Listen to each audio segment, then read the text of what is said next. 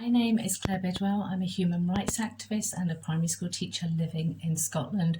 On the 5th of October, we will be having tea, solidarity with the Kashmiri people. Human rights abuses, wherever they happen and whoever they happen to, are a matter of international concern. We want to raise awareness, bring more people to the plight, and make sure that we stand up and do not accept that treatment of human beings. The Kashmiri people are under a legal occupation by the Indian government. Kashmiri people have waited 73 years for their right for self-determination. At the moment, in Indian-occupied Kashmir, they're under the worst oppression that they have ever been under. Media are being silenced. People are being silenced and taken to prison just for posting on their Facebook pages. We've seen the body of leaders, Kashmiri leaders, not being given their due respect and last rites and actually being torn away from the family during the night. We have all their political leaders in prison. So Kashmiris do not have a voice.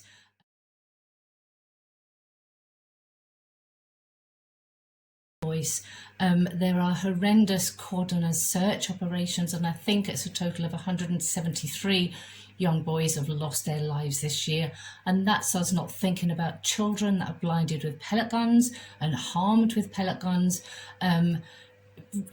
Rape, mass rape, missing, hundreds of people missing, and it's just not acceptable. And the thing is, it's silent in our world. Nobody is saying anything. So why are we having tea with Kashmir? The main thing, the biggest thing, first of all, is to stand in solidarity. Let these people know, let the Kashmiris know they're not alone. And this isn't just affecting the Kashmiris in Kashmir, but it's also the diaspora, all the family around the world that are concerned about their folks that live there. It impacts and it affects us all. And it's a massive human rights violation. And we're all human beings, regardless of our race, our culture, religion, anything. We are all human beings, and we should be standing up. We're seeing other human beings being treated like that, because let's face it, we wouldn't want to be treated like that. And if we were and the rest of the world was silent, how do you think we would feel? So we're trying to stand in solidarity with Kashmiris and their struggle for their rights for self-determination. But what we're also trying to do is raise the global awareness so that people know what's happening. We are Kashmiri. We are facing occupation more than 75 years. We are suffering. Kashmir is bleeding. Kashmiri children are suffering. Our family are divided. Please, world, wake up. Please, UNO, wake up. Please, stand with Kashmir. Invite your friend. 5th of October. Show solidarity with Kashmir. The Kashmiri dispute is not a bilateral issue between Pakistan and India, and Kashmiris have the right under international law for self-determination and pursuant to UN resolutions. So I hope that you will join me on October 5th and the 5th of every month thereafter until the withdrawal of Indian occupation characterized by torture, mass rape, extrajudicial punishment, collective punishment, checkpoints, cuts off of communication, etc. So again, please join me with your cup of tea on October 5th. Thank you. We've got amazing work going on at the moment in parliaments, in government levels, at the United Nations, at diplomatic levels, but we just don't have the power of execution at the minute, which I believe will come with the power of the people. And that's what we're trying to do. Our interest and our duty is getting involved and delivering justice for Kashmir now. Mr Deputy Speaker, human rights abuses in Kashmir are not simply some issue of foreign policy of which Britain can wash its hands of responsibility, nor are they a bilateral issue for India and Pakistan to resolve. This House has a special responsibility for the plight of the Kashmiri people. In 1947, as the colonial power, the British government oversaw partition of the Indian subcontinent and rejected calls for Kashmiri independence. That decision laid the groundwork for the oppression we see in Kashmir today. Kashmiris are not begging the international community. The Kashmiris do not bow before the international community. The Kashmiris around the world unite to demand our birthright to self-determination and to determine our own rights. Are never bilateral issues. The right to self-determination is never a bilateral issue. Human rights abuses, the right of a people to determine their own destiny is never a bilateral issue. It is always an international issue. So how is having a cup of tea going to help this?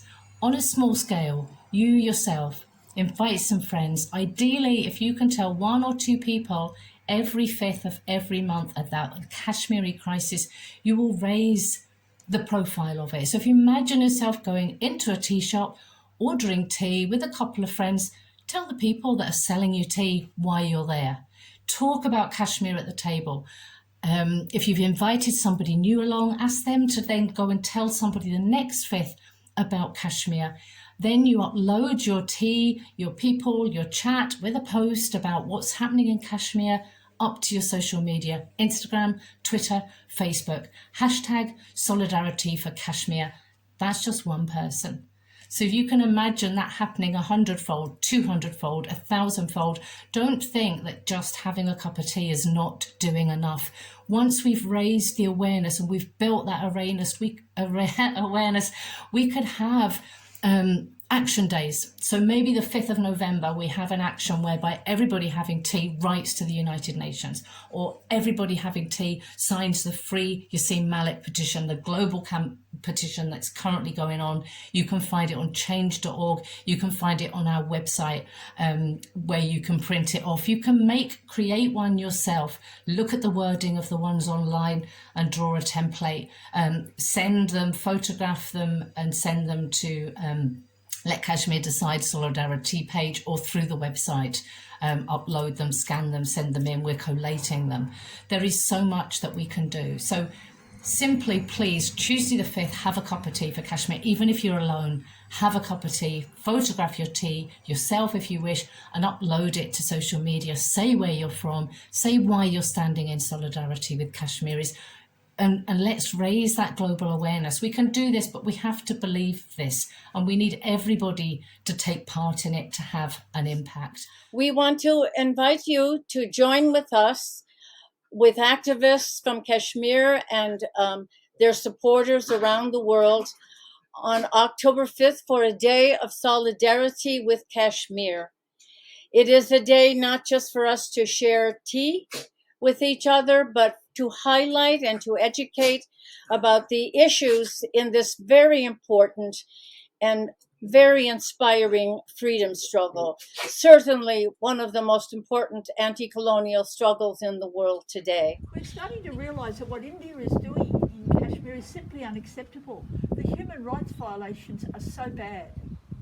So I'm really looking forward to sharing more tea about Kashmir on October the 5th. Solidarity Day, October the 5th. So join us for tea with Kashmir for Kashmir.